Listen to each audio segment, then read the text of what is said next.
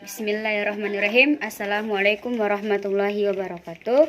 Perkenalkan, nama saya Nur Hilmi, NIM 2121038. Saya akan menjelaskan apa yang telah di-UTS-kan. Yang pertama tuh, tulis ayat-ayat Al-Quran yang di dalamnya terdapat hukum bacaan. Yang pertama, nun mati. Pembagian nun mati itu idgham bigunnah. Bacaannya secara dengung dan huruf-hurufnya ya, wa, mim, nun. Contohnya dalam surah Al-Imran ayat 96 berbunyi Bismillahirrahmanirrahim. Inna awwala bainin udi'a lin-nasi ladda Zihi bakkatu mubarakan wa huda lil alamin. Jadi yang dimaksud dengan idgham bigunnah ini tanwin bertemu dengan wa, yaitu romaini udia gitu. Yang kedua iklab, yaitu mengganti atau mengubah suara nun sukun atau tanwin itu menjadi mim. Dalam surah Al-Anfal ayat 5 yang berbunyi kama akhrajaka rabbuka min baitika bil haqqi wa inna fariqam minal mu'minina lakarihun. Jadi min baitika, nun itu bertemu dengan ba. Jadi apabila nun mati bertemu dengan ba, maka kita akan membaca seperti mim gitu. Yang ketiga ikhfa. Cara bacanya itu dengan cara samar-samar atau tertutup. Hurufnya ada 15. Contohnya dalam surah Al-Lahab ayat 3.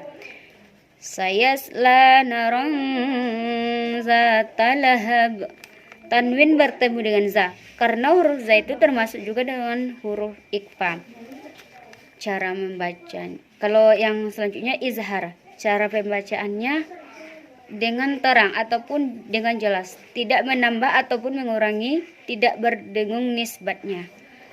Hurufnya itu terdapat 6 huruf dalam surah Al-Ikhlas ayat 4 yang berbunyi walam yakul lahu kufuwan ahad.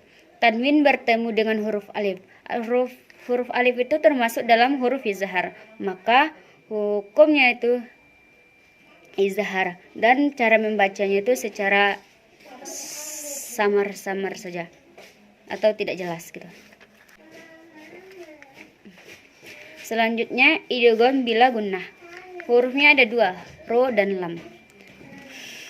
Contoh dalam surah Al-Baqarah ayat 2 yang berbunyi Zalikal kitabu la raiba fihi hudal lil muttaqin. Hudal lil muttaqin. Hudal, dal itu tasdid. Jadi dal itu bertanwin ataupun baris 2 bertemu dengan lam. Huruf lam ini kan termasuk dalam bila gunnah. Jadi hukumnya itu bila gunnah. Selanjutnya hukum mim mati. Yang pertama ikhfa safawi.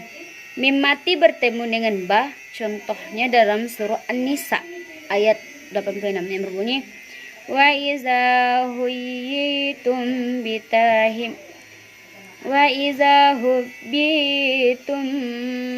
bitahiyatin fahayyu bi ahsana minha aw rudduha innallaha qada ala kulli syai'in sahiba. Hubbitum bitahiyatum. Mim mati bertemu dan ba, maka hukumnya iklab. Ikhfa safawi. Baiklah, selanjutnya idgham mimi. Mim mati bertemu dengan mim. Jadi contohnya dalam surah Al-Baqarah ayat 10 yang berbunyi fi qulubihim maradun fazadahumullahu maradan walahum azabun alimun bima kanu ya'zibun. Mim mati bertemu dengan mim dalam bunyi bihim maradu. Jadi maka dia dengung. Selanjutnya izhar safawi. Apabila mim mati bertemu dengan huruf-huruf selain dari huruf mim dan ba, jadi pembacaannya tidak boleh panjang. Sebuah contohnya dalam surah Al-Fatihah ayat 1. Alhamdulillahi rabbil alamin. Maka mim bertemu dengan dal, maka itu tidak boleh panjang, kan selain dari huruf mim dan ba atau 2 harakat. Sebagai contohnya dalam surah An-Nas ayat 1. Kul a'udzu birabbin nas. Bin nas. Nun itu bertasdid, maka hukumnya nun bertasdid. Selanjutnya mim bertasdid. Guna berlaku pada mim dan nun atau yang bertasdid huruf hidup baik awal atau tengah akhirnya bacaannya 2 harakat atau 3 harakat. Sebagai contoh dalam surah Al-Lahab ayat 4 berbunyi wa mra'atuhu hammalatal hatab. Jadi hamma tuh menjadi mim bertasdid, maka hukumnya mim bertasdid. Baiklah, selanjutnya macam-macam mat. Mat tabi'i. Mat berarti panjang, sedangkan tabi'i artinya biasa. Huruf alif terletak sesudah harkat fathah. Huruf ya sukun terletak sesudah harkat kasrah. Huruf waw mati sesudah harkat dhammah. Sebagai contohnya dalam surah Al-Fil ayat 1 yang berbunyi Alam tara kaifa fa'ala rabbuka bi ashabil fil. Maka bi ashabil fil ha itu memiliki huruf alif setelah dia. Jadi selanjutnya mad far'i. Secara bahasa adalah cabang. Menurut istilah mad far'i adalah mad yang merupakan hukum tambahan dari mad asli yang disebabkan oleh hamzah atau sukun. Macam-macam mad far'i. Yang pertama mad far'i karena hamzah. Yang pertama itu bagiannya mad wajib muttasil. Dalam surah Al-Quraisy ayat 2 yang berbunyi ila fihim rihlatasyita iwas-sayf. Maka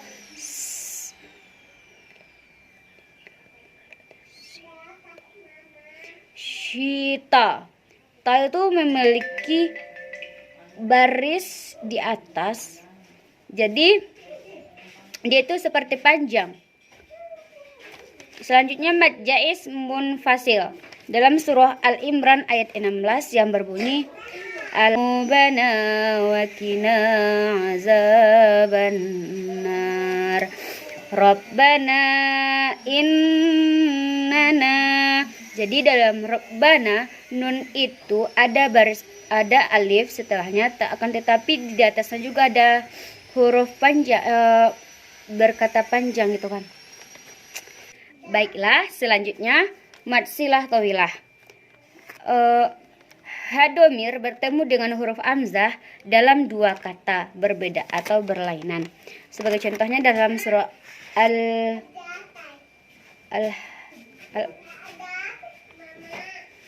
Al-Balad ayat 7 yang berbunyi yahsabu an lam yarahu ahad. Jadi ha itu bertemu dengan huruf alif, ha mati, maka hukumnya mad silah tawilah. Selanjutnya mad badal. Mad yang terjadi ketika huruf hamzah bertemu dengan mad tabi'i atau mad asli dalam satu kata. Dalam surah Ad-Duha ayat 4 yang berbunyi walal akhiratu khairul laka minal ula. Maka hukum mad badal itu dalam ula. Selanjutnya mad far'i karena sukun. Yang pertama mad lain. Dalam surah Al-Fatihah ayat 1 yang berbunyi Alhamdulillahi rabbil alamin. Jadi di sini min ya mati. Selanjutnya mad lazim muhaffaf kilmi. Dalam Contohnya ghairil ma'dubi 'alaihim waladdallin. Dalam kata dolin terdapat hukumnya itu mad lazim muhaffaf kilmi. Selanjutnya mad far'i karena tasdid. Yang pertama mad lazim muhaffaf kilmi. Contohnya wa wajadaka dallam fahada. Di sini terdapat mad lazim mursaqal kilmi itu dalam dallam fahada, dalam ayat do itu. Selanjutnya mad lazim mustaqal harfi. Jadi sebagai contohnya Toha alif lam ra.